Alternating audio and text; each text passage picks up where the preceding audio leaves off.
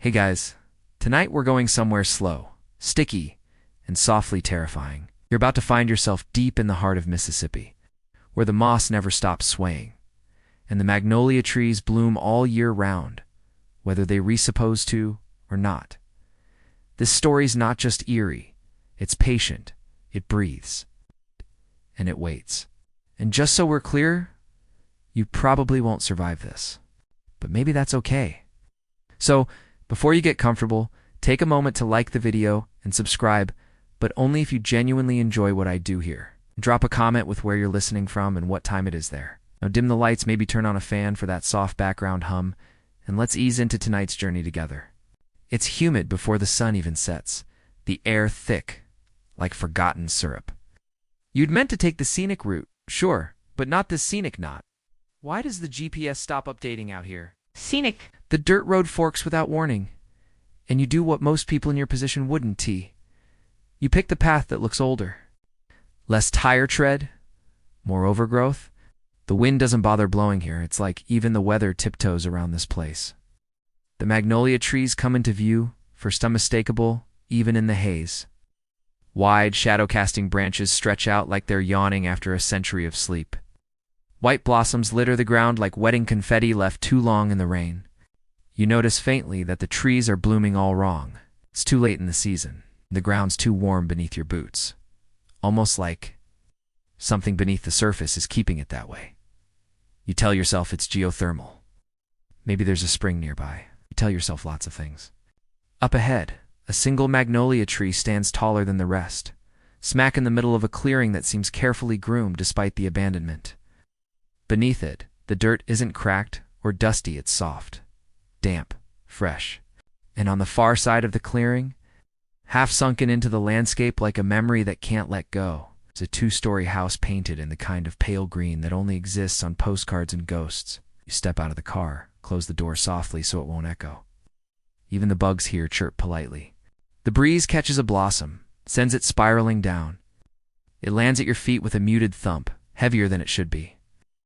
There's no path leading to the house, but your feet find their way anyway. The porch creaks before you step on it, which is odd. You pause, boot hovering in midair, as if some part of you a wiser. More ancestral part knows that crossing this threshold is a choice. A small one maybe, but not meaningless.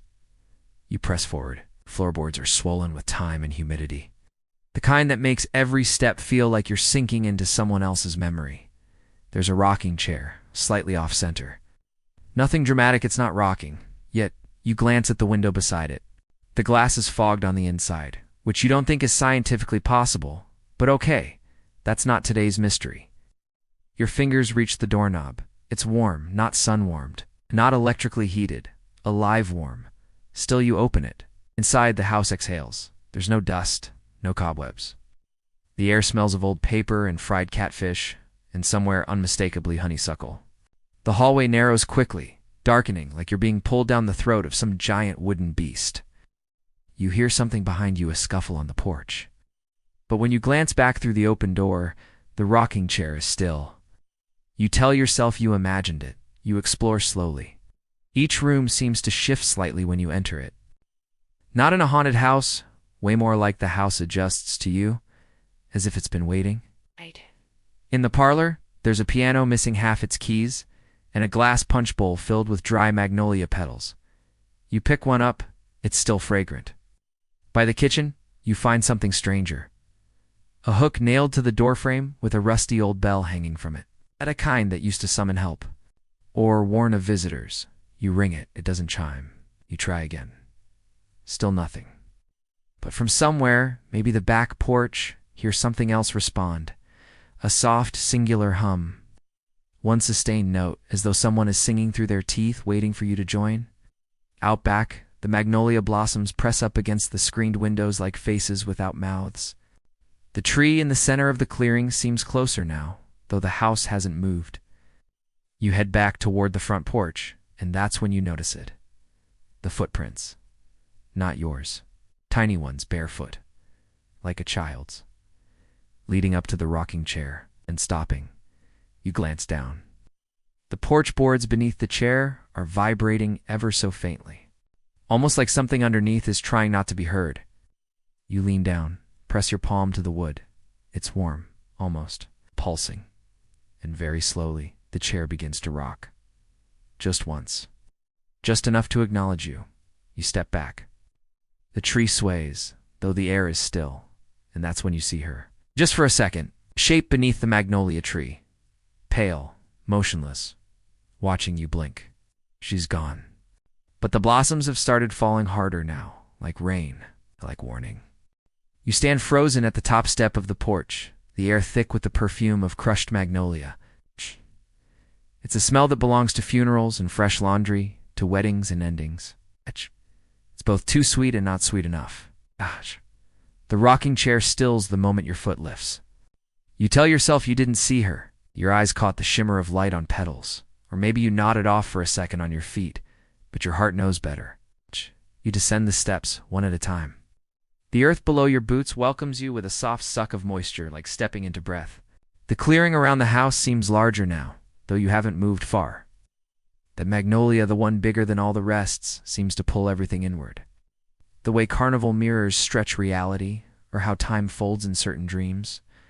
It shouldn't be this quiet, but then you hear it, a hum, soft and low, like someone tuning a cello 3 rooms away.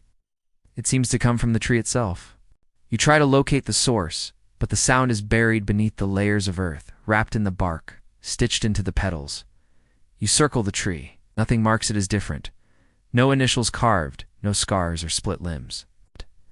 But its roots stretch far beyond the base, winding like thick veins under the grass. The blossoms around this one don't fall naturally. They drop one by one, as if chosen. Your foot grazes something. You look down. A white shoe, textile-sized. One of those old patent leather types you'd see in sepia-toned photos. It's pressed into the dirt at a strange angle, like someone took it off mid-step. The strap is snapped. You don't touch it. Instead, you look up again.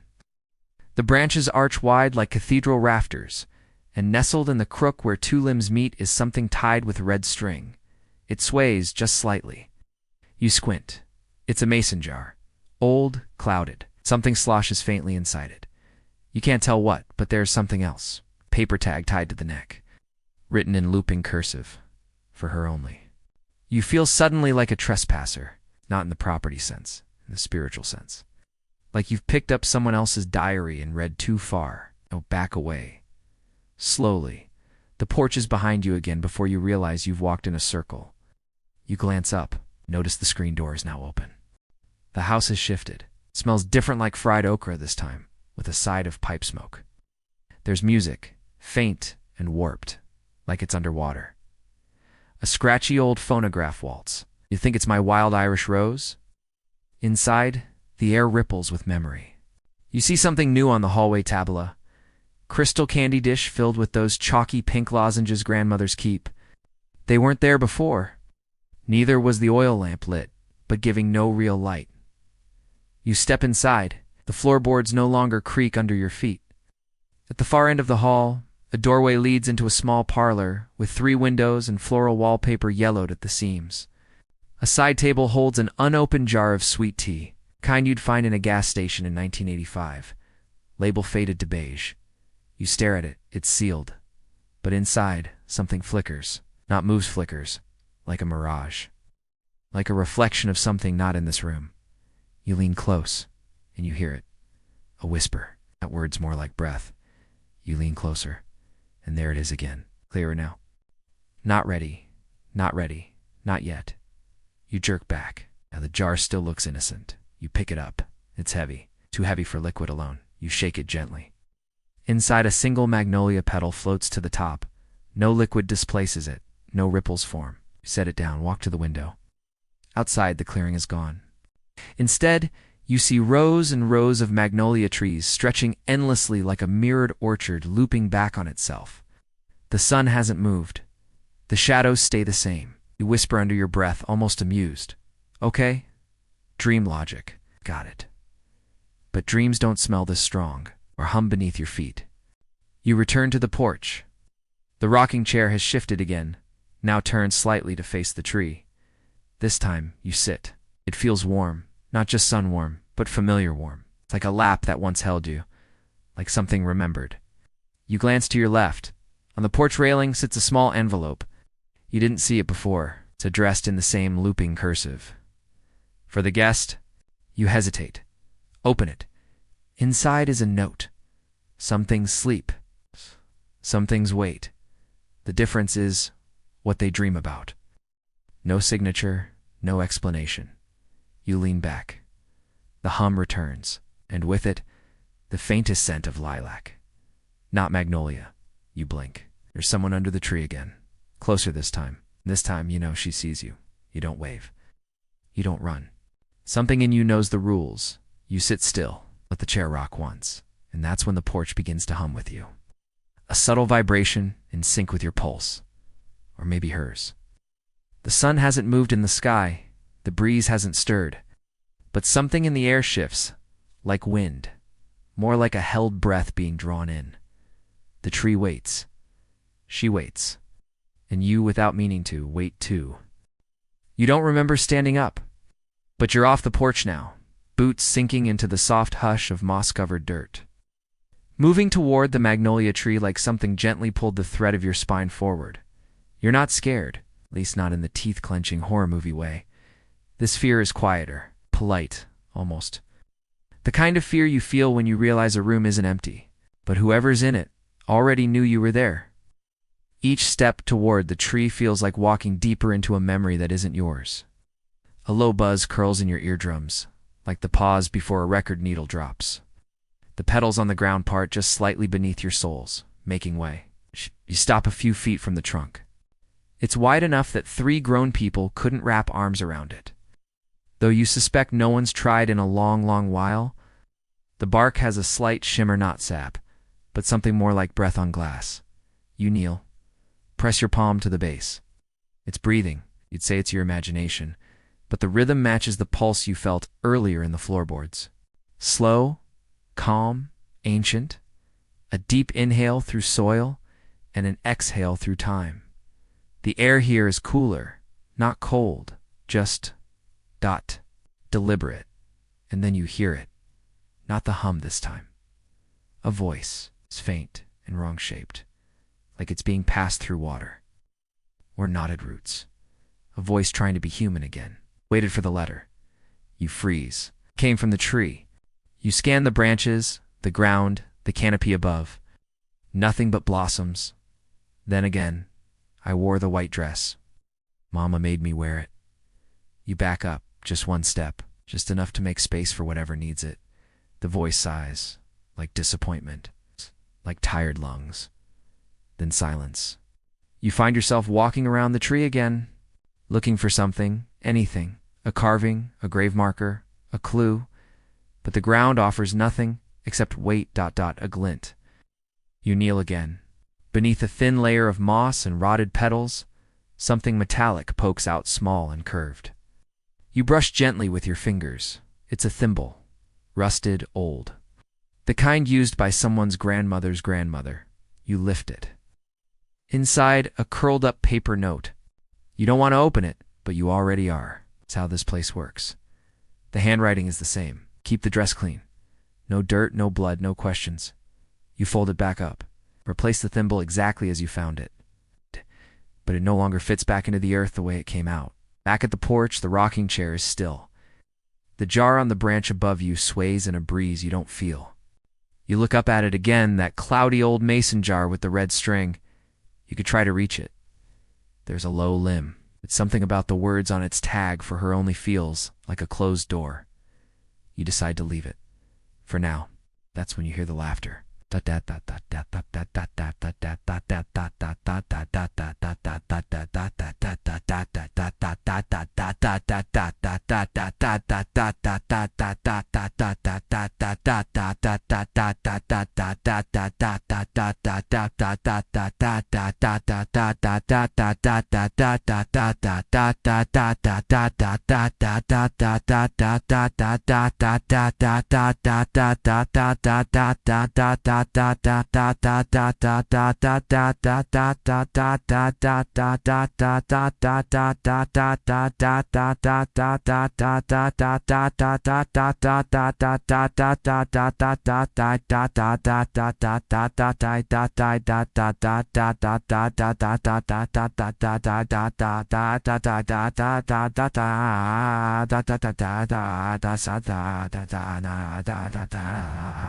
And see her, a little girl. Barefoot, mud-splashed legs, hair the color of milk gone sour in the sun. She wears a white dress stained at the hem with something gray-green and unspecific. She smiles, but it doesn't reach her eyes. You don't move. You've learned that already. She doesn't speak, just stares. Then lifts one hand. Slowly, it's closed in a fist. She opens it. Inside are 3 marbles each, one the soft yellow of old bones, veined with something darker, almost red. She lets them fall, one by one, onto the dirt. Thock, thock, thock. They don't bounce. Then she turns, walks into the trees, and vanishes between 2 trunks, where there shouldn't be a path, but now there is. You collect the marbles. You shouldn't, but you do. They feel ... warm. You slip them into your pocket. The hum returns, stronger this time, as if pleased. Back inside the house, everything's changed again. The hallway wallpaper is new. The dishes are clean. The candy dish on the table is now filled with jawbreakers, and a framed photo sits beside it, one you swear wasn't there before. It's the little girl. And she's sitting in the very chair you just left. Same dress, same blank stare, same marbles. Only in the photo, she's not alone. A tall, thin figure stands behind her, not touching, not smiling, just waiting. You don't sleep that night? Not really. But you lie on the old sofa in the parlor, a quilt over your chest, the scent of magnolia pressing on your chest like soft stones. Somewhere in the house, a floorboard creaks in 3s. And in your dreams, or maybe just before dreams, you hear her again. I kept the dress clean, but he said it wasn't enough. A rustle, a giggle, then nothing, till a knock. Soft. From the inside of the window, you turn your head, and she's there, pressing her face to the glass. But it isn't the little girl anymore. It's a woman. Eyes hollow. Hair soaked. Dress still clean, still white, and her mouth doesn't move. But in your head, her voice rings like a dropped bell. You brought the marbles. You wake up not from sleep, exactly, but from whatever twilight place you drifted into. There's no grogginess, no stretch of the limbs, just sudden awareness. The house is quiet, not peaceful quiet, the kind of quiet that sits just outside of sound, as if the walls are listening, and everything is holding its breath for the next move. You sit up on the old parlor sofa, quilt falling away in a slow cascade. Your hand goes instinctively to your pocket. The marbles are still there, warm. You don't remember putting them in your pants before lying down. You don't remember much about last night, except you do. The girl, the face at the window. It's that final whisper. You brought the marbles. You cross the parlor floor slowly, feeling the uneven spots like pressure points under your feet. At the window, there's no sign of condensation, no palm print, no trace of her. Only a single magnolia blossom resting on the sill. Too fresh, too crisp, still moist at the edges as if it bloomed just seconds ago. You leave it there. In the hallway, something smells off, not decay, not rot. More like static. The air smells charged, metallic, like ozone before a thunderstorm, but heavier, personal. You follow it. Through the corridor, past the kitchen, into the narrow space you hadn't noticed before. A pantry, a coat room, no, something deeper. There's a stairwell, a thin one, leading down. Not to a basement. There shouldn't be a basement out here. The water table's too high, but that hasn't stopped anything else in this place. Ow. You descend. The air shifts. Cooler. Not dank like a normal cellar, but dry. Almost like a library. A forgotten one. Your boots tap gently on the wooden steps, each creak muffled by layers of stillness. At the bottom is a small door, maybe 4 feet high. Too low for anyone but a child to pass comfortably. You crouch and open it. Inside, the walls are lined with shelves. Floor to ceiling, it's every shelf packed with mason jars. Hundreds of them. Be thousands, each one labeled. August 2nd, bit of ribbon, chewed gum September 11th. One eyelash, river water May 4th. Sigh, folded wishbone, they're not scientific. They're personal, poetic, ritualistic. You walk between rows. None of them are dusty. Each jar holds a memory, or a symbol of one. You lift one near the end. November 13th, one silent scream, 3 marbles inside. A dull gray fog and something that floats like bone. Your hand twitches toward your pocket, your marbles. Same size, same shade. You back away.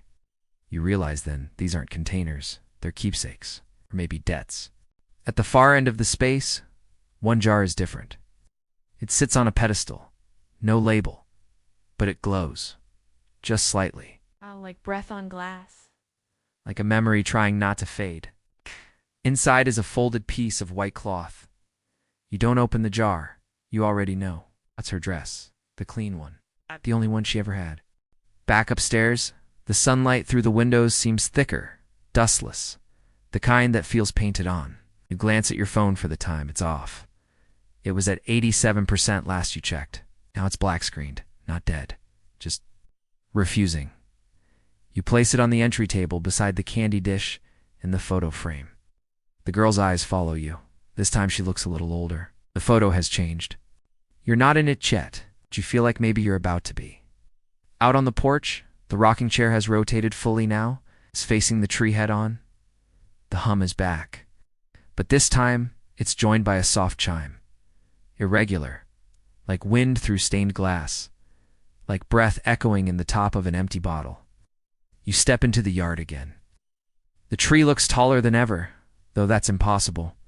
You blink, and you swear its branches have shifted, spread wider, almost protectively.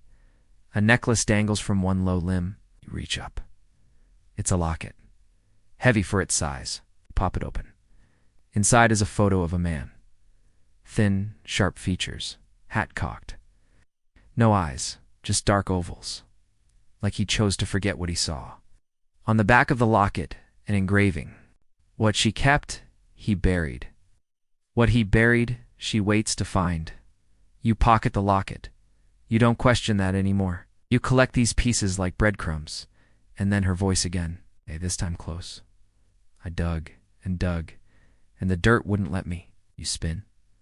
No one. But the marbles in your pocket shift unbidden. Click, click, click.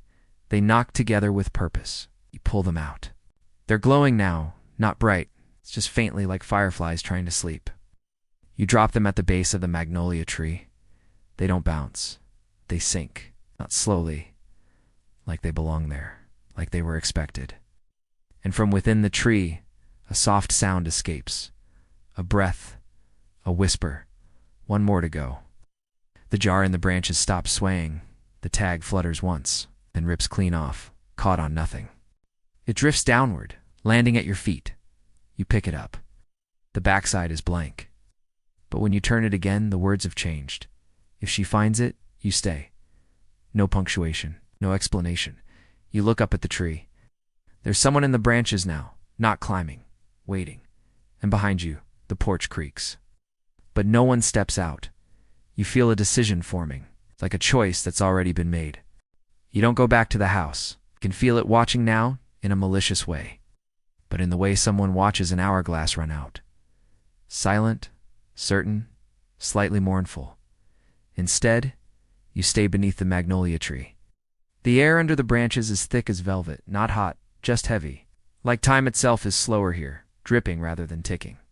You sit down on the soft ground, cross-legged like a child in class. You don't know why. It feels ... respectful. Above you, the mason jar no longer sways, hangs perfectly still, its red string taut as a violin bow. It hums, faint but now in harmony with the breathing pulse of the roots. You think, without knowing how, that she's closer. The blossoms fall more slowly now, one at a time, paused in midair for a split second before touching down like a whisper. Each one lands with such grace it feels choreographed, intentional, like petals rehearsed their descent. You lean your head against the tree's trunk. It's warm. Under the bark, You feel a subtle vibration, like fingers tapping a code only the soil understands. At some point, you speak. You're not sure what you say? It'd be something about being sorry? Maybe something about wanting to help? The words come out quieter than you mean them to, but the tree listens. There's a crack, not loud, like a seam opening, just a little further. You glance down. A small hole has opened near your feet, perfectly round, just a few inches deep. Inside, half buried, is a tin object. Circular, dull bronze. You reach in, pull it out. It's a music box lid. There's a faded etching on it. Bell. Your fingers trace the letters. The metal stings just slightly against your skin, not painful, just enough to tell you it remembers. You turn it over. Inside the lid, scratched in, was something too sharp for a child's hand. He said the song would keep me safe. You close your eyes. That tune you heard earlier, the warped phonograph melody, you hum it now, without meaning to. My wild Irish rose. It wasn't random, it was hers. Back at the house, the windows are all fogged over now, every pane inside and out. The glass steams like it's alive, like it's sweating through memories. You step onto the porch again. The rocking chair is still. But on the seat sits something new. A small, cloth-wrapped bundle tied with twine. You pick it up. The cloth is old, but clean. Smells like dried rose petals and something fainter powder, maybe. Inside is a photograph. It's not old, not recent, it's you. Taken from a strange angle, maybe the parlor. You're asleep. Head tilted. Marbles visible in your open hand. But you don't remember sleeping with them out. Beneath the photo, a single magnolia petal has been pressed and dried. You open the cloth wider. There's something else. A child's ring, plastic, bright blue, a tiny heart-shaped gemstone in the center. Loved, you know. Somehow it was hers. You sit in the rocking chair, hold the photo in one hand, the ring in the other. The wind picks up. For the first time since you arrived, it stirs the moss. It moves the trees. It sings. Not loud, but enough. Enough to rattle the locket in your pocket. Enough to stir the humming of the jar again. Enough to wake something old and sweet and terribly patient. You rock. 1 time, 2, 3. The porch vibrates beneath you, not shaking, but responding.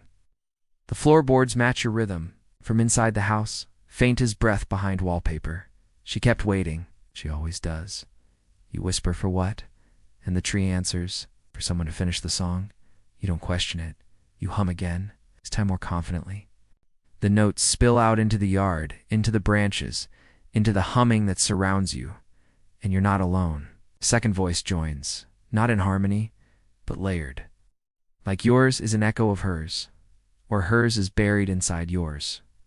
You feel her draw closer. It's not as a shape, not even as a ghost, but as presence. A warmth in your spine, a pressure on your shoulders, a bloom behind your eyes. You rise. The music still drips from your lips. You walk into the clearing, toward the tree. And as you do, the blossoms fall harder, now not aggressive, but dense, full, like snow after a long silence. You reach the base. The hole from before has closed. But beside it is something new, a shallow bowl carved from wood, placed gently at the foot of the roots. Inside, 3 bone-white marbles, and the ring you returned. They're not glowing now, just resting, waiting. You place the music box lid into the bowl. It fits, as if the space was carved for it. The humming stops. The wind fades. And for the first time since arriving, the tree falls silent. So does the house. So does the world. You breathe, and hear it another breath, with yours matching, steady, faint, behind you. She doesn't speak. She doesn't need to. But you feel it in your bones. You're not just a guest anymore. You don't turn around. There's no need. You know, she's behind you now, just beyond your periphery, like a word you almost remember, like a dream you half woke from and tried to fall back into. She stands in the shade of the magnolia tree, and you don't look because part of you already knows what she looked like, and because a deeper part knows she's not for looking at, she's for waiting. You close your eyes. The ground beneath your boots is warmer again. Not from sun. There is no sun anymore. The sky is the color of dishwater now, cloudless, endless, unchanging. Light but with no visible source. It's not a time of day anymore. It's a season of waiting. You crouch beside the wooden bowl beneath the tree. The marbles and ring and music box lid sit still. Arranged now, you realize, in a deliberate pattern. You didn't place them that way, but they sit like a story half told. 3 in a row, ring on top, lid off to the side. Looks like a child set them up for someone else to find. From behind you, a breeze rises, just enough to move the hem of your sleeve. You turn, slowly, not all the wage, just enough to catch the movement in the corner of your eye. She's gone again, but in her place, on the porch is a folded dress. White, laced, laid out like it's been ironed flat by ghostly hands. You walk to it. It smells like starch and magnolia. You pick it up, hold it to your chest. It's light, so light, like it isn't fabric at all, just memory, sewn into the shape of something once worn. Inside the collar, stitched in looping, loving thread, bell. Back inside the house, things have changed again. The walls are younger now. The floors don't creak. There's music playing, not the warped record this time, but live. Distant. Piano, a waltz you don't recognize. Light. Simple. It's music meant for twirling in bare feet. You follow it, drawn down the hall. The photo frames on the walls have changed too. They're full now. Each one shows the same girl at different ages. 5, 7, 9, 12. Then no more. At 12, her smile is strained. At 12, she's standing beside a man whose face is half missing in the picture. Not erased, just blurred. Like the house itself has chosen not to remember him clearly. You look away. The kitchen table is set for 2. No food, just 2 glasses. And a single magnolia blossom placed between them, sitting in a crystal ashtray. You sit. The chair across from you creaks, though no one's there. You wait. And in the silence, the glass nearest you fogs faintly from the inside. Like someone exhaled from within. The light changes again. Outside, the air grows gold. Not sunset, more like stained glass, amber through old whiskey. Dust motes swim in it, slow and syrupy. You rise from the table and follow the new path your feet remember. Back outside, back to the tree, the wooden bowl is gone. In its place, a hole. Not deep, but precise. Inside, a small box. Red lacquer. Hinged. You lift it. It hums faintly in your palm like it recognizes you. You open it. Inside is a single playing card. Queen of Hearts. But the face has been altered, scratched and smeared, so that the queen's eyes are gouged out. And a child's scrawl has written over the top in black ink, she knew. You don't know what it means, but your stomach turns. You close the box. Gently return it to the earth. Cover it with a handful of magnolia petals. You don't bury it. You offer it. The air stirs. She's close again. You can feel her, not her footsteps, not sound. It's like the pressure in your ears before a thunderstorm. The weight of a presence, the way someone fills a doorway even before they speak. You feel her watching you, so you speak quietly. I'm not here to hurt you. A pause. The breeze dies. Then, softly, but you will. It's not her voice. It's the trees. You step back. The bark shivers. The blossoms tremble, and the ground beneath you ripples, just slightly. A slow breath in the dirt. She's not just under the tree. She is the tree, or the tree became her, or something more complicated than that. Locals still argue whether the land was cursed first, or whether she brought the weight with her. Some say the magnolia was planted on purpose to pin her spirit down like a pressed flower. Others say the tree grew around her, over her, fed by the pain of waiting. You don't know what's true, but you know she's listening. You kneel again, hands in your lap, and you say her name. Belle. The tree exhales. A sigh through branches, soft, grateful. Then behind you laughter, small, brief, a single peal.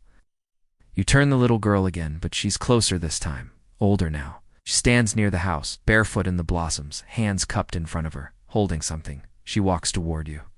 Slowly. And as she moves, she ages 7, 10, 12 again, till she stops. Right beside you, she opens her hands. Inside, a pocket watch. rust-stained, still ticking. She presses it into your palm without speaking, then points to the tree and disappears. The watch ticks louder now. With each beat, the tree pulses. House hums. Your heartbeat sinks to the rhythm. You close your fist around the watch. And say again, just once, I'm still listening. The ground warms. The petals stop falling. And beneath you softly a new voice answers, so was I. You sit there, hand closed around the pocket watch. Its steady tick now louder than your breath. It's not just marking time, it's measuring you, weighing your presence, asking if you'll stay long enough to be useful, or worthy, or simply quiet. The wind holds its breath again. The tree too. And for the first time, the house groans. Not the creak of wood settling, but a sound of disapproval. Behind you, the porch door swings open on its own. You don't turn around. The message is clear. You're meant to return. You cross the clearing like someone walking back into a confession. The magnolia blossoms part softly beneath your steps. Pocket watch ticks in your palm, warm now, pulsing like a low-grade fever. Your hand itches to open it, but something tells you not yet. The porch boards flex under your feet. You're beginning to understand. This place isn't haunted, it's hosting. Step inside. The light in the hallway has changed again. Dimmer, now tinged amber, like a gas lamp at twilight. The candy dish is gone. So is the photo. In their place sits a wooden toya, little top, painted red and blue, chipped at the edges. The kind that spins until it can't remember which way is up. You reach for it, then pause. There's a note tucked underneath. Same looping script. When it stops spinning, she'll remember. You take the toy. It's heavier than it should be. You pocket it. Like everything else. In the dining room, the chairs are all turned away from the table, as if guests rose halfway through a story and never sat back down. On each plate sits a small stone, identical, smooth, obsidian black, except for the one at the head of the table. That one is cracked. Split perfectly down the middle, revealing a pale white center like bone. Beside it, a fork, clean, unused. You leave it alone. The fork, the stone, the chair, they don't want you to touch them. Not in the don't you dare way, or in the we've been through enough way. You wander back into the parlor. The music has changed again. Still piano, but sad now. Slower. You recognize the melody. It's Shenandoah, a lullaby version. It's the kind played in old nursing homes and children's music boxes. Too sweet. Too slow. The kind of tune that starts to feel off the longer you hear it. The couch is missing its quilt now. Instead, something folded rests at one end. An envelope, thick and yellowing. You open it. Inside. A single piece of paper, torn from a journal. You can still see the spiral edge. The handwriting's messier this time. Desperate. He said the roots would keep me safe, but I can't feel my feet anymore. I dreamed my mouth was full of marbles. I swallowed one, and I didn't wake up. You stare at the page. Behind your eyes, the sensation creeps in, like something small and hard rolling over your tongue. You close your mouth, swallow hard. It's not real. You're still awake, you think. You head upstairs. For the first time, the steps are too shallow. Your feet barely fit, like they were built for someone smaller. Or something not meant to leave this place. Each stair gives a soft sigh as you climb, not creaks. Sighs you reach the landing. 3 doors, all slightly ajar, all humming faintly. Different pitches like the house is trying to find the right note. You pick the one on the left. The air inside is dry, stale. The way attics smell when they... V held too many boxes of things no one wanted to keep, but couldn't he quite throw away. A child's bed sits in the corner, too neat. On the wall, drawn in crayon, a circle with a single eye in the center, beneath it in a child's hand. Do not look back when you hear her name. You look away from the drawing. There's a small bookshelf empty, except for one title, The Proper Burial of Names. You don't open it. You already feel its weight. You try the second room. It's a nursery. Rocking horse, lace curtains. A mobile over the crib spins slowly, even though the window is shut. You step closer. The figures on the mobile aren't animals. They're teeth, milk teeth, shaped like moons, dangled on red string. You back out. Gently, quietly, like you've interrupted something still in progress. The third room is dark. You flick the switch, it doesn't work. But as your eyes adjust, you see the mirror. Full length, oval, antique, and standing in it. Not you, her. She doesn't move. Just watches. Your reflection is gone. She's taken your place, but she doesn't seem triumphant. She seems tired. She raises her hand. So do you. You're not copying her? She's copying you? No, you're copying her. The motion stops at the same time. You whisper. Belle. She blinks once, and then from the hallway, a voice the same one from before. Say it again. You freeze. You know that voice? It's yours. But not yours. The version of you that stayed too long, that made the wrong turn, that looked back when they weren't supposed to. The mirror fogs. You're alone again, sort of. You descend the stairs slowly. The pocket watch ticks louder with every step. You check the time. It says 12 o'clock. You check again. Still 12 o'clock. You check your phone. Still black. You look at the clock on the wall. All three hands point straight up, even the second hand, not ticking, just waiting. You swallow hard. Whispers start behind the walls, not words, just suggestions, a rhythm of regret. You sit down on the stairs. Let the pocket watch rest in your palm, and you ask softly, what do you want me to do? What? And the air replies, dig. You don't argue. You don't say, dig where? Or with what? 'Cause you already know. That's how this place works.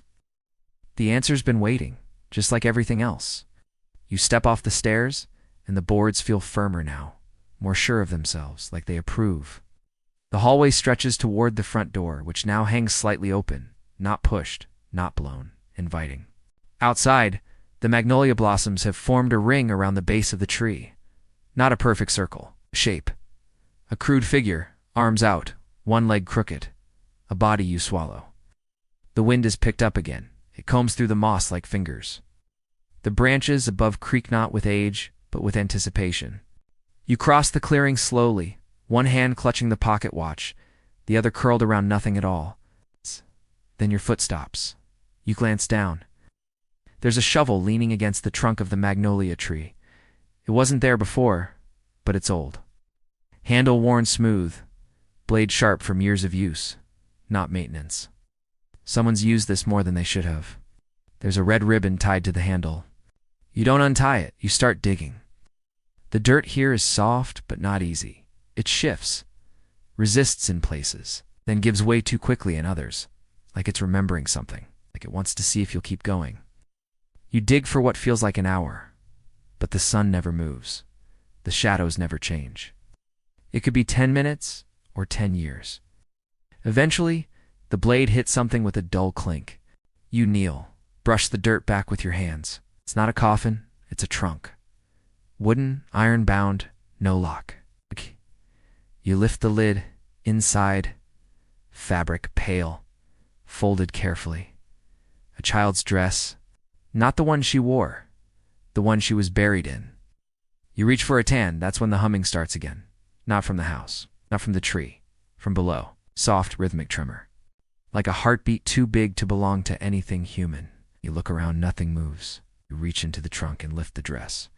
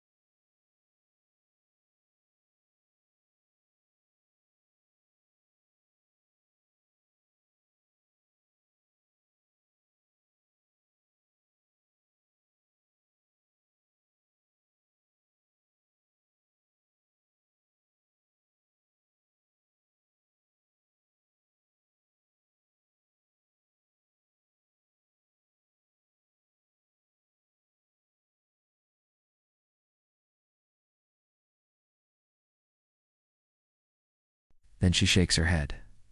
No. You lower the jar. She exhales, not visibly, but you feel it. Relief. She turns and walks back toward the house.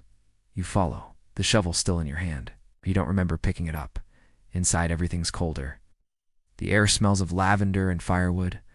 The parlor is dark, but there's light flickering from upstairs. You climb slowly. The music box tune is playing again, and like now it's distorted. Backwards. Off-key.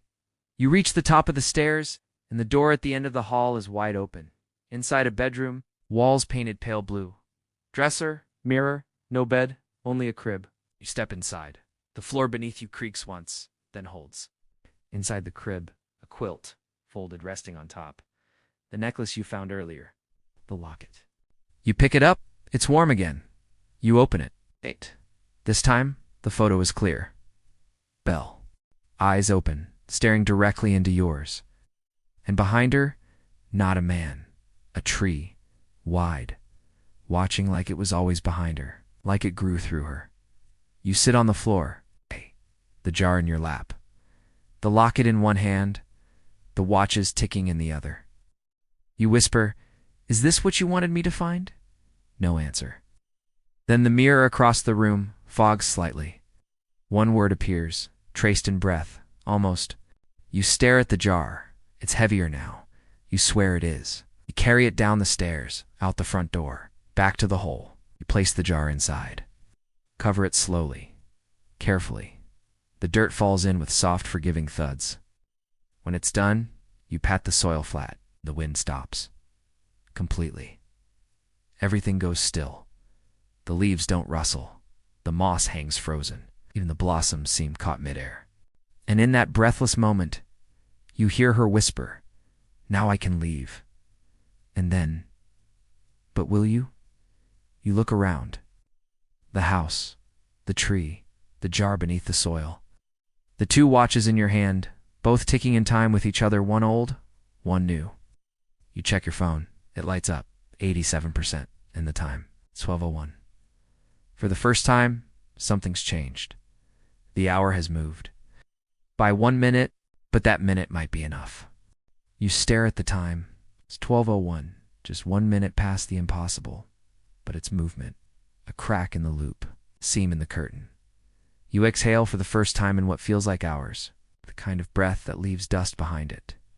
You didn't realize how tightly your lungs had been holding on. The wind returns. Just slightly. It teases the back of your neck, tugs at your sleeve like a child needing to be heard. You glance at the magnolia tree. Its blossoms have stilled mid-fall again. One hangs directly above the freshly reburied jar, unmoving in the air, like a breath held in suspense. And then, slowly, delicately, it lands. It doesn't bounce. It settles.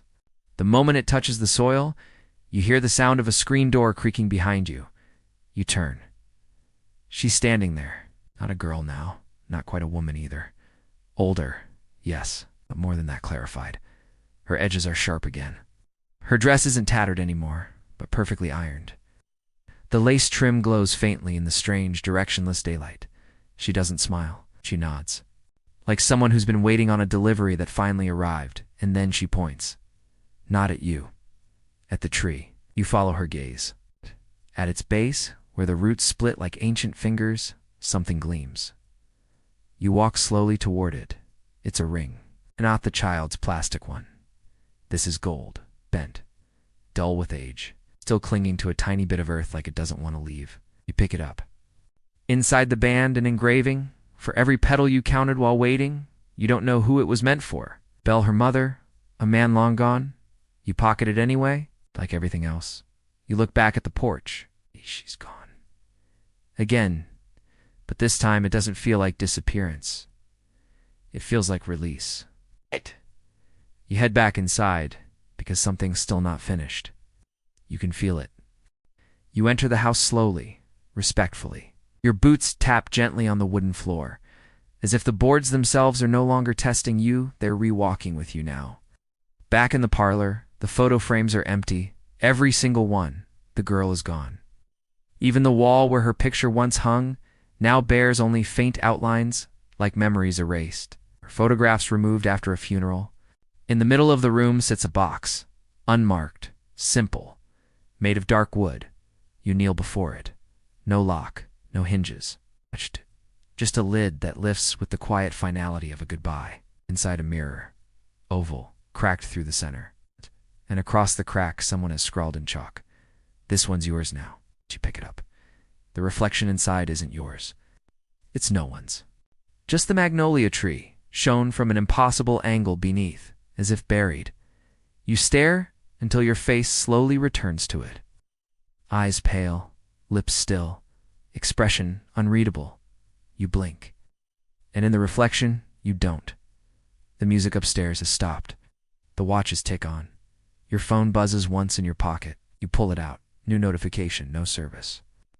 But the clock still reads 12:01, and the batteries drop to 1%. You swipe to the camera, open it, point it at the hallway, take a photo. Black. Just black. Try again. Same thing, and then you flip it. Face the screen toward yourself. Take a selfie. This time, the picture shows the living room, empty, except for the rocking chair behind you and a woman sitting in it, dressed in white. You're not in the photo. You are the absence. You drop the phone. It doesn't break, but it won't turn back on. Back outside, the clearing feels different now. No more humming. No more jar. No more weight. The petals lie still on the ground, not twitching in any unseen breeze. The magnolia tree simply is, not looming, not reaching, just standing like it has since long before you arrived, and will long after. You sit beneath it, as your back against the bark. Close your eyes. You're not tired, but you need to listen, because in the stillness, you hear something. Not humming, not voices, but quiet footsteps, somewhere deeper, beneath the ground. Walking away. The marbles are gone. So is the ring. So is Belle. But not completely. You can feel her, even now, not haunting you, just waiting elsewhere. Like all she ever needed was someone to finish the story, to carry the last line, to walk away. But you haven't left yet, not because you're trapped, but because something else still lingers. A breath, a whisper, a final word you haven't heard. You rest your hand on the soil. Still warm, still patient. And then you whisper, "Did I free you?" The wind answers, soft as silk through leaves. No one frees what waits by choice. You open your palm, pocket watch ticks, then stops. 12:02, a new hour, a new ending. Not yet. You rise, dust yourself off. Dust yourself off, and step back toward the house one more time, not to stay, but to leave it behind. The rocking chair doesn't creak as you pass it. The door doesn't groan. Even the floorboards go silent. The house has finished its part, so you walk toward the road. Even if you're not sure the road will be there, sometimes the only way out is to stop waiting. The path leading away from the house is not the one you came in on. It curves slightly, like it's trying to forget the shape of your footsteps. Grass grows in soft tufts down the middle, and the tree's magnolia is still, but thinner now, lean in close like old women whispering behind fans. You glance back once. The house is smaller from here, quieter. The porch no longer visible through the overgrowth. You blink. It's gone. Not vanished, exactly. Just ... Not there. The tree remains, but fainter, like it's sleeping again. Waiting for the next one. You walk on. As you move farther from the clearing, the rhythm of your steps falls into sync with something new. A gentle clinking sound. You stop, check your pocket, the pocket watch. Still. Both of them in factors. And the one you found. Neither ticking now, both locked at 12:02. You should feel comforted. But they're not clocks anymore. They're keepsakes. You walk on. The trees change. No more blossoms, no more moss. The smell in the air is pine now and dirt, real dirt, honest dirt. Nothing underneath it whispering for attention. But the whispers follow you anyway. Soft, almost affectionate. Like the way wind tugs at an open shirt collar, they say. She gave it back. She never left. He still walks, The jar didn't break.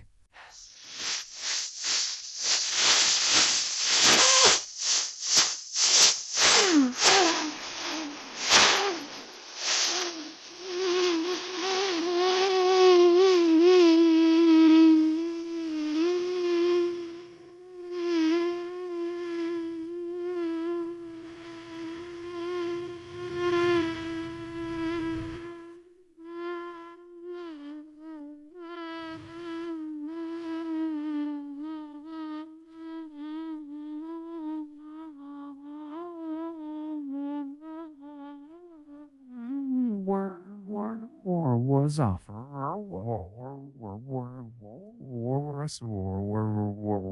With wolves and wolves and werewolf law west with it and so far as the ways and words was it so There's no clarity offered here, only exchange. You leave behind your certainty and gain understanding. A strange trade, but a fair one. You reach the edge of the property, or what you think is the edge. A rusted fence half buried in vines. A gate that opens without resistance. No squeal, no reluctance. The road beyond is paved. You weren't expecting that. A blacktop road, faded lines. It's the kind of road you'd see on a map that only shows up if you zoom in way too close. You step through the gate and onto the road. The air is cooler here. A sign leans into the shoulder, barely legible beneath decades of peeling paint. You rub at the grime with your sleeve. Bell's End Road. You smile. It's not funny, but it's kind of funny. The noise behind you. You turn. The gate is closed. The fence is gone. Just trees now. A single white blossom resting in the center of the road. You pick it up, smell it, still fresh. Somehow, but that sweetness carries a weight now. The scent is memory, not perfume. You tuck the blossom into your shirt pocket. The road stretches ahead. No cars, no signs of civilization. But the wind moves here, and that's enough. You start walking. After a while, you see something in the distance. Small structure, white square, low to the ground. At first, you think it's a milestone marker. But as you get closer, you realize it's a mailbox. Old wrought iron post box painted with roses. You lift the flag. It's up. You open the lid.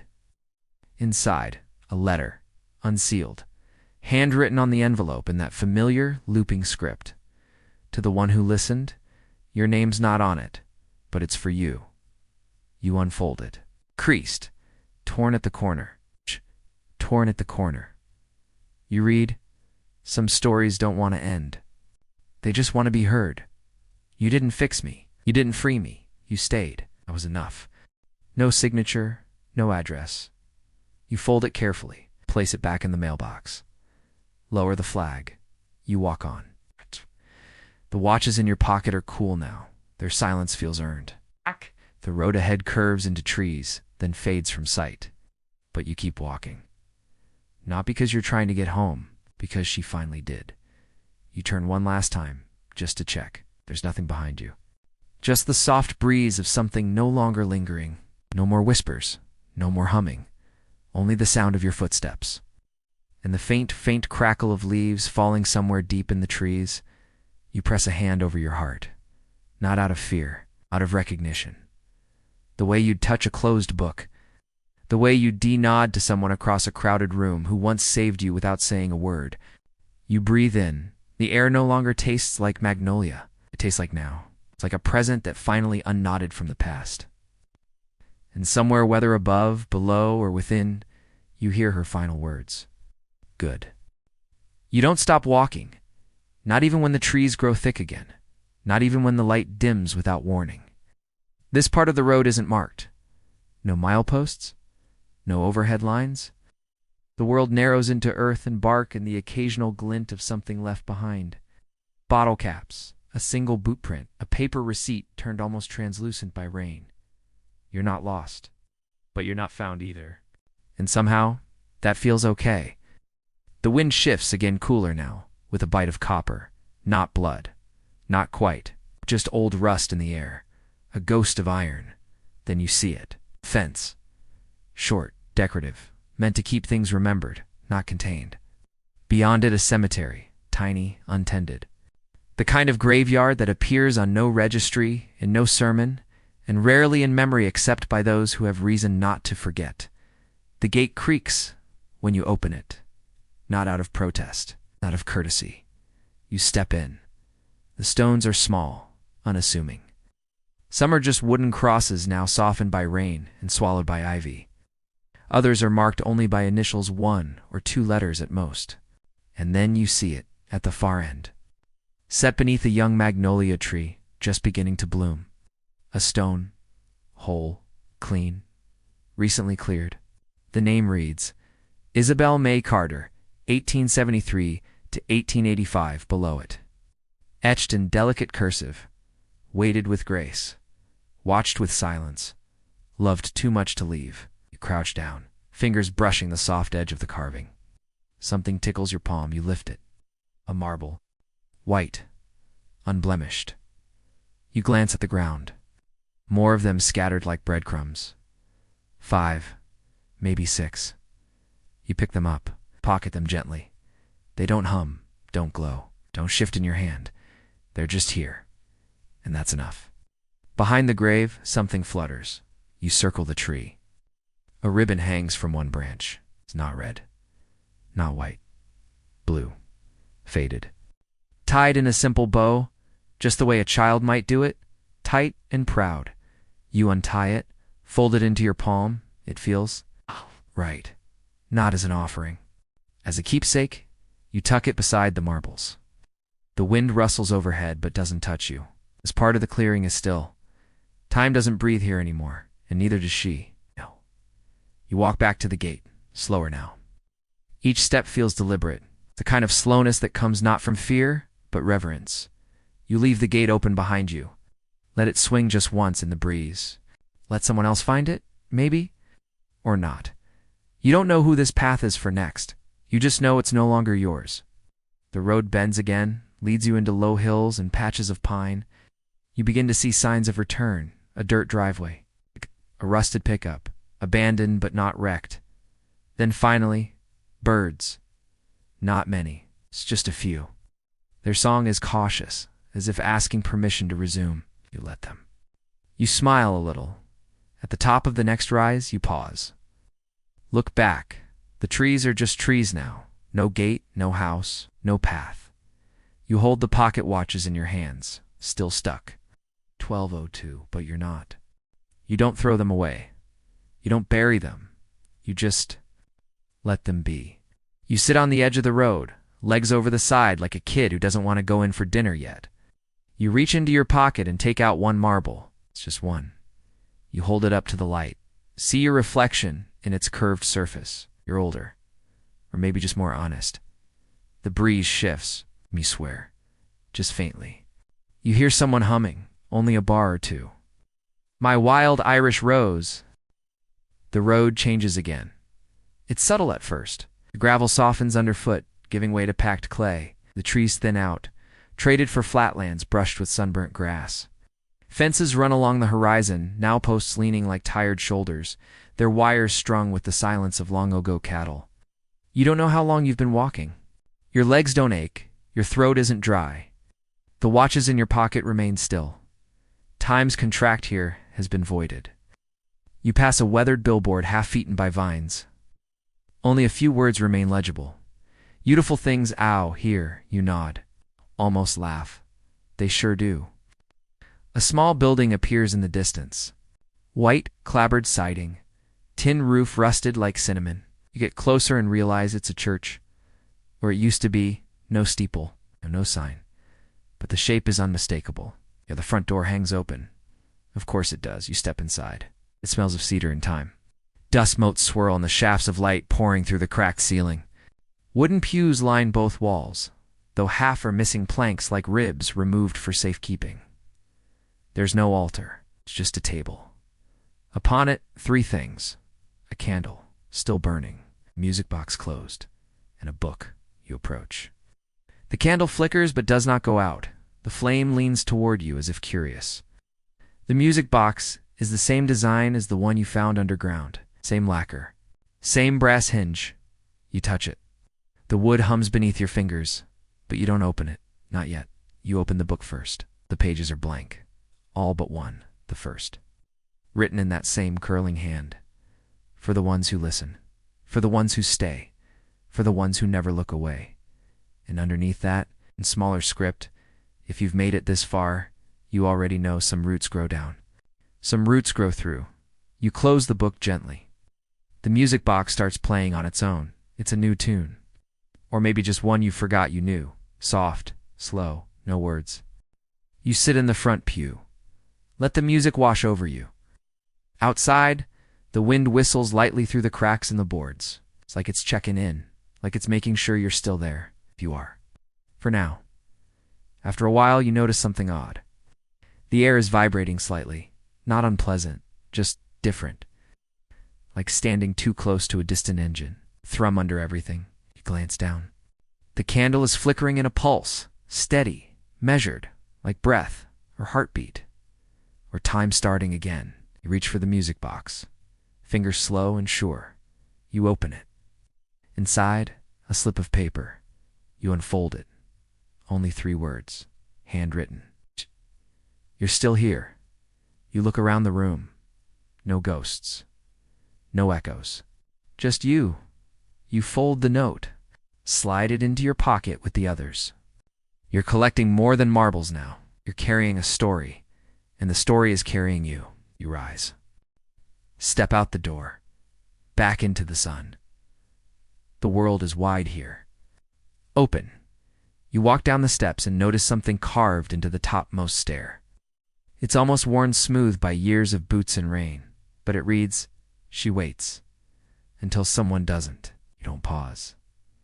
You don't whisper a goodbye, because maybe that's not what she wants. Maybe what she wants is for someone to finally leave. So you do. You cross the field, following no trail but your own. The road is gone now, but your feet know where they're going. You reach a fence line. There's a rusted-out truck sitting crooked in the weeds. Inside, a pair of fuzzy dice still hang from the mirror. You place 1 marble on the hood, just 1. The world ahead flattens into a horizonless stretch of golden grass, tall enough to brush your knees. There's a rhythm to it, a wave motion, though there's no sea.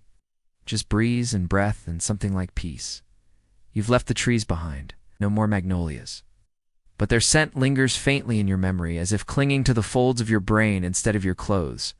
In your pocket, the marbles don't move. The watches remain silent, still locked at 12:02, still holding time, even if they don't keep it. You walk until the grass parts around you like it knows you're not meant to stop. Eventually, you spot something ahead. A structure, but not man-made. A mound. Gently sloped, round like the curve of a back, bowed in prayer. You approach slowly. It's covered in the same tall grass, but in the center sits a flat stone, not carved, just placed, deliberate. You step around it once, clockwise. A reflex, an instinct from folklore. You sit beside the stone, let your hand rest on it. It's warm. You don't ask why. You just listen. The wind here is different. Not wild, not soft. More like someone breathing just beside you, steady and calm. You reach into your pocket and pull out one of the marbles. Hold it in your palm, not offering, not demanding. It's just being. You place it on the stone. It doesn't roll. It sits perfectly still, as if it found something familiar in the surface. You feel the weight of all the other names you've never known. The ones buried in mounds like these, the ones who waited, the ones who never left. The ones no one ever came for. And you say softly, you're not forgotten. The grass rustles. A breeze moves through your hair, your shirt, the tips of your fingers like a thank you. Or a sigh. You stay seated.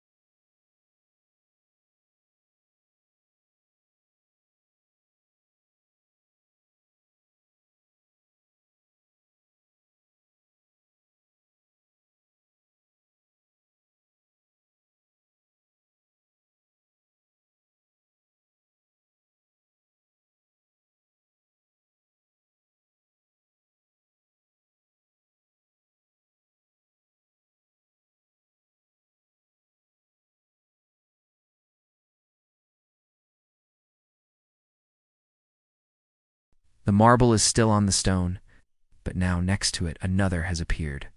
Translucent. Gray. Slightly larger. You smile. You pick it up. Hold it to the light. Inside there's a shimmer like a memory you haven't made yet. Pocket it. Stand, stretch, and walk on. The grass parts more easily now. Just beyond the rise of the mound a road appears. Simple. The road beneath your feet begins to darken not ominously, just a shift in the light. The golden grass fades behind you, replaced by low brush and scattered stones. Ahead, the sky grows softer, like twilight remembered rather than lived. You pass a sign, wooden, hand-painted, nailed to a crooked post. Carter's Bend. You stop. The name feels familiar. Isabel May Carter. Bell. Her family's land, maybe? Or what used to be? You look around. Nothing but open air and the quiet hush of the trees in the distance. No houses, no sign of life. Just the curve of the road, looping gently to the right, vanishing into a blue-tinged horizon. As you walk, the wind carries smells now. Charcoal, molasses, a little iron. The scents come and go like whispers. You catch them between breaths, memories that aren't yours, but cling anyway. There's a small bridge ahead. One-lane wooden planks, faded white railings. You pause at its edge. Beneath it, a stream, shallow, slow-moving. Its surface catches the sky and distorts it into soft ripples, blues, grays, faint golds. You lean on the railing. Something glints in the water. You squint. A necklace, half buried in the mud. The same locket as before. You're not sure, but it feels like a sign. You take a breath and keep walking. The bridge creaks once under your step, but it holds. On the other side, the road forks. One path winds uphill toward a distant tree line. The other dips gently into fog. You stop. This is the kind of choice you felt coming for hours. It's not a test, not a trap, just a turn. You close your eyes. In your pocket, both watches warm faintly. They tick together just once, then fall still again. You open your eyes and take the left path. As you walk, the fog thickens. But it doesn't choke. It embraces. You see shapes within it, not forms, just gestures, suggestions. A chair rocking by itself. A jar swaying from a branch. A white dress fluttering on a line with no wind. You pass them all without fear. They're memories now. Maybe hers. The houses. The lands. But they no longer wait for anything. They simply are. You pass a field of wildflowers. Among them, a single magnolia tree, much younger than the one from before. Still gangly, still learning how to stand wide. But blooming, you pause. Beneath its branches, a bench. You sit, this time not to rest, but to observe. The petals fall gently, one by one. For the first time, they don't feel heavy.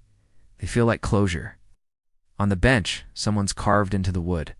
If she's no longer waiting, then what are you? You run your fingers over the words. You answer, I don't know, but I'm still walking. The fog lifts a little. The field beyond glows faintly. The road reappears, just a path now, worn by footsteps, not tires. You follow, not because it calls you, because you're ready to leave it behind too. Eventually you come to another fence. This one's new, painted white, fresh, standing proud, and just past it, a road sign. Black text on green metal, US 49, north to Yazoo City. You blink your back, not home maybe, but somewhere mapped, named, known. The pavement beneath your feet no longer hums. Your boots scrape, your steps echo. Cars might pass here. People might see you. They might ask where you came from. What will you say? You smile and keep walking. Up ahead, in the gravel by the roadside, sits a gas station. Lights flicker on its canopy. Inside, a girl mops the floor with headphones in. A man restocks soda. A fan spins lazily. You open the door. A bell rings. No humming, no marbles, just real time, ticking forward. You step inside. The man at the register glances up. Need anything? You nod. Just passing through. He smiles. Don't hear that much anymore. You drop the watches on the counter. He doesn't ask. Just wraps them in brown paper. Hands you a receipt you don't look at. You walk back out. The road is yours again. There's no one left to wait. You walk along the shoulder of the highway, the brown paper parcel tucked under your arm. It's warm to the touch, not heated, but held. as if the watches inside remember hands that clutched them harder than you ever did. The asphalt stretches ahead, straight as a whispered confession. Behind you, the gas station fades into the heat shimmer. The breeze is dry now. No trace of Magnolia, no scent of memory. Just sunlight and motion in the long, low hum of the waking world. You pass a sign nailed to a telephone pole. Welcome to Black Spring County, EST, 1894. You check the date on your phone, it's working again. June 24th, midday, a Tuesday. You'd swear it should be later or earlier. Or never again. But time's back to doing what it always did. Marching, ticking, forgetting. A little farther, a roadside stand appears. No one's manning it. But someone left a basket of peaches under a paper sign. Honor system, take one, leave one. You dig into your pocket. The marbles are still there. You hesitate. Then take one out, the gray one, the one that shimmered faintly back at the mound. You leave it on the wooden plank beside the peaches. It doesn't roll. It doesn't hum. It just rests. You take a peach, bite in. Juice runs down your chin. It tastes alive, real. Now, up ahead, you see the bus stop. A little bench, a glass pane with a faded map of county routes. You sit. No one else is there, just cicadas in the grass, singing like they were never afraid of being forgotten. You set the parcel down beside you. Close your eyes. And for a moment, just a moment, you hear her laugh. High, clear, free. The way a child laughs when she knows she's been seen. The bus arrives 20 minutes later. Driver looks like he's been on this route for decades. Where you headed? You think for a second? Then say, wherever this goes. He nods. That's most people. You take a seat by the window. Watch the town slip past. Yards, porches, dogs asleep in the sun. No ghosts, just lives. And somewhere inside you, something untangles. Something breathes out and lets go. You fall asleep. Dreamless, but rested. The first time in what feels like ... ever. And when you wake, the watches are gone. So is the parcel. But your pockets are empty in a good way now. No tokens, no burdens. Just the memory of what you carried. And the quiet certainty that someone else will carry it next. The bus drives on. You don't look back. There's nothing left to wait for. Just the soft thrum of wheels on road. And the long, slow hush of a story that finally got to finish itself. Wind down, and now you're here. Back in your bed, or your car, or wherever you listen to stories that live between the lines of sleep. Your breath has slowed. The air around you is still. The petals have stopped falling. And Belle. She's quiet now. No more footsteps on the porch. No more jars rattling in the trees. Just stillness. Warm, earned stillness. You've walked the road with her, felt the soft pulse beneath the tree, held the marbles in your hand, saw the clock stop, watched it begin again. You might not remember all of it when you wake. That's okay. She will. She always remembers the ones who stayed, the ones who listened. The ones who walked away only after the story, let them. You've left the house. You've crossed the bridge. You've returned without turning back. And now you rest. Let your breath rise, soft and slow. Let your eyes drift closed. Let the weight fall away, like petals slipping from branches. You did not fix the past. You did not break the curse. But you witnessed, and that was enough. Good night, friend. Sleep deep. She's not waiting anymore. Neither are you.